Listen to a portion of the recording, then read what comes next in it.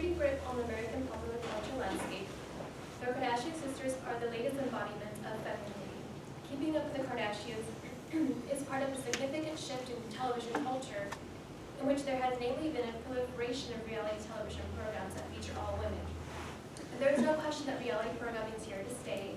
Thus, research in this area is critical considering it is shaping the trajectory of contemporary culture, growing into a key component of the social, cultural, and political realms of everyday life. The specific program in the genre reality television has lent itself to disseminate images that sustain a craving in our cultural diet that must be consistently be fed with skewed images of women in an attempt to portray real lives. The critical analysis that I'm here to share with you today is of the reality television show Keeping Up with the Kardashians. And what I have done here is put Michelle Foucault's Discourse on the Panopticon, which I'll explain in a little bit of what that is, and Laurel Movie's Discourse on the Male Gaze into conversation with one another.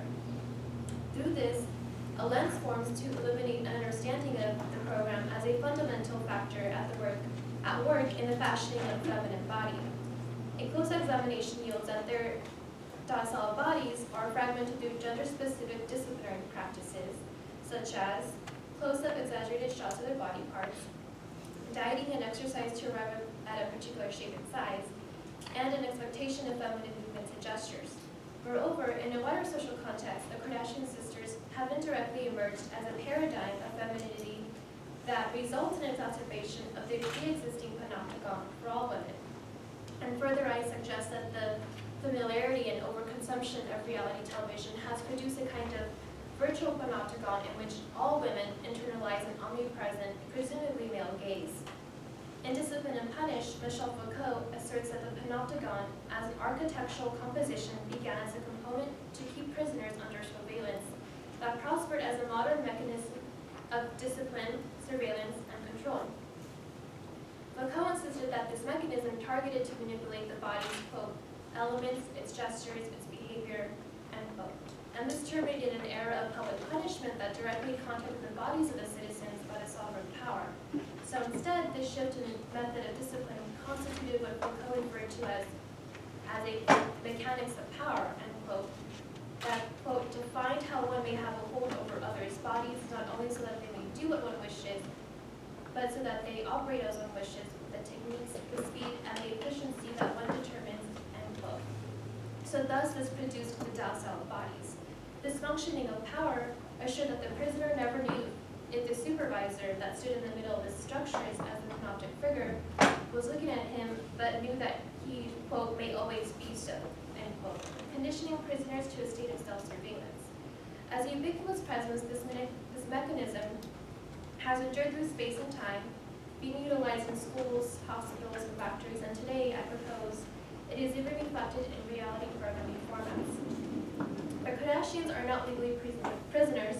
I'm not here to argue that they are. However, the viewer now becomes the panoptic supervisor. The filming of the Kardashians through a camera frame can be thought of as a cell, whereas Foucault states, quote, all events are recorded, end quote, and are, quote, observed at every end point, end quote. In this way, the Kardashians are conditioned to continuously inspect themselves.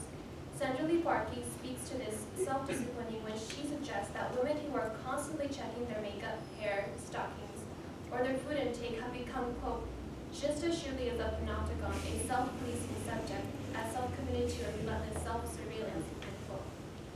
The body has become a site of social control in the method as Foucault describes it, and one in which the Kardashians and all women are accustomed to follow a system in pursuit of a continuously changing ideal that is ultimately unattainable. Keeping Up with the Kardashians is committed to a new form of discipline dedicated to this manufacturing of femininity. It is indispensable to understand the connection between the femininity that is being produced by the Kardashians and their own disciplinary practices that are then accordingly filtered to the women that are consuming the program. Barkey argues that while Foucault accounted for disciplinary practices of institutions, he was, quote, blind to those disciplines that produce a modality of embodiment that is peculiarly feminine, end quote. Barkey's work fills the gaps that Foucault overlooked pertaining to the, quote, regulation of the body's size and contours, its appetite, posture, gesture, and general comportment in space, and the appearance of each of its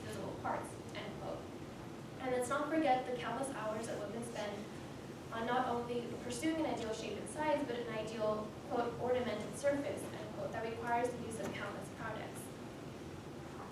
The presence of the male gaze and the voyeuristic aesthetic of the reality television format share a mutual relationship in maintaining the status quo of women's quest of femininity. Since its explosion into the primetime slots, reality television has joined the media landscape in an enduring tradition of constructing women as a spectacle for a voyeuristic pleasure. A possible avenue to understanding this enduring tradition is to look at who is producing this lucrative style of programming. While men still carry weight in decision-making positions within the production companies that's producing Keeping Up with the Kardashians, women still show up in small numbers behind the camera. In a recent report on the current status of women in the media, only 26% of the people behind the camera are in fact women, and female characters make up 46% of all characters on reality programs. This means that women are not only less likely to have control in the production aspect of the programs, but are more likely to be a part of the spectacle. It is no surprise that the mother of the Kardashians, Kris Jenner, is actually the only female producer on the program. The function of men in positions of power behind the camera is a historically visited conversation within film theory that was marked by Laura Mulvey by drawing attention to the male gaze in her seminal essay, Visual Pleasure and Narrative Cinema. Here she illuminated ways in which the quote, unconscious but patriarchal society has structured film form, end quote. Similarly to the films, the quote, man controls the film fantasy, end quote, in the program, and is the quote, bearer the look of the spectator, end quote. The reality television format used for Keeping Up with the Kardashians echoes what Laura Mulvey describes as a male gaze. Mulvey argues that, quote, in their traditional exhibitionist role, women are simultaneously looked at and displayed, with their appearance coded for strong visual and erotic impact so that they can be said to connote to be looked atness, end quote. As a stage, their home and virtually everywhere they go functions as an arena set up for their display with abundant close-ups of their bodies. Similar to the cinematic tendencies that were used in films that featured Marlene Dietrich or Greta Garbo, who are known for their alluring look into the camera. For the purpose of this presentation, I will hone in on one example, and I wanted to focus on Kim's photo shoot that she had back in 2007 at the beginning of the show. So because Kris Jenner's, the mom, is her manager, she proposes the photo shoot describing it as a gorgeous pictorial. She says it's really classy, presuming that she will get a cut of the check if she actually does that photo shoot. So initially, Kim completely rejects the idea, and she references her past, saying, quote, ever since the sex tape scandal, I have to be very careful of how I am perceived, end quote. However, as anxious as Kim initially was at what others will think of her, she agrees to do the celebrity cover. So what is significant about this particular example, and I'll show a piece of it in a little bit, is the excessiveness of the male gaze. By excessiveness, I mean that the technique in which the photo shoot was caught on the film for the program was merely pornographic. When the photo shoot begins, Kim's eyes are set on these bedroom eyes, and she's wearing a hot red one-piece, really deep neckline, nearly exposing her breasts, and her hair is tousled. She's posing on her knees with wind blowing in her hair, while the photographer directs her with the words, quote, bring the breasts to me, end quote.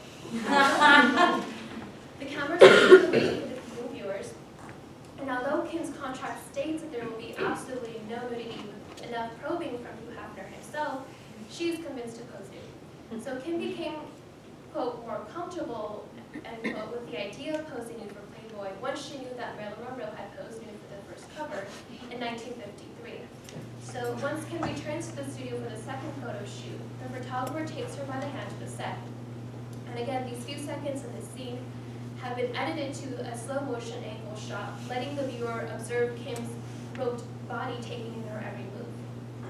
The following scene is a frame of the photographer hand gesturing at a close proximity to Kim for her to take off her robe. Again, the camera is at a low angle. Kim miraculously felt comfortable to drill pearls and diamonds on and pose nude. Her body became ornamented with long strands of pearls, dangling from her neck, barely covering her body. As female viewers watch Kim transform into a flawless woman on a cover of Playboy magazine, what is at work here is the reinstating of a disciplinary power that convinces Kim to pose nude in the guise of looking classy, similar to sex symbol Marilyn Monroe. So I just wanted to end here brief and show you a brief clip of this scene that I'm